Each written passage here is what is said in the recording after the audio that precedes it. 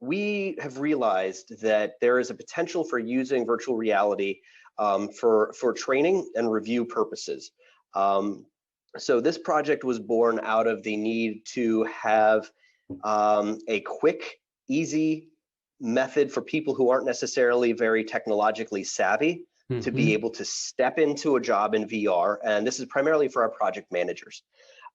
So if we have new project managers, a lot of times I'm interacting with them and I say, well, what about this? I'm teaching them drafting, basics. And they say, well, I haven't encountered that yet, so I don't know about it. And I said, well, it doesn't seem like a great way of learning, that you have to fail, make a mistake, and cost money. Why don't we simulate the experience? You know what I mean?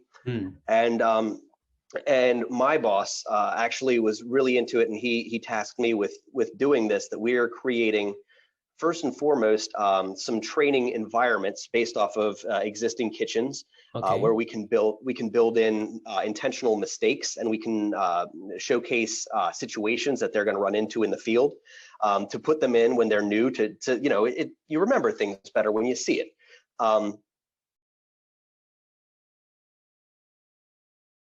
We're going more and more into this. We're seeing that the jobs that we do in Revit, it's so easy with SENTIO to just pop it out and put it on our Oculus Quest 2, that we can just hand it over and say to the PMs, hey, we're done with job X. We're going to come over for a half an hour and let you put on the headset and walk through it. We want you to look at X, Y, and Z. Tell me what you think about the design or the problems.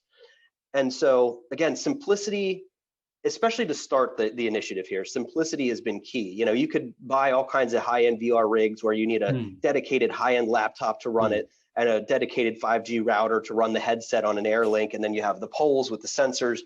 And we didn't want to do that. We wanted to go cheap and easy for now.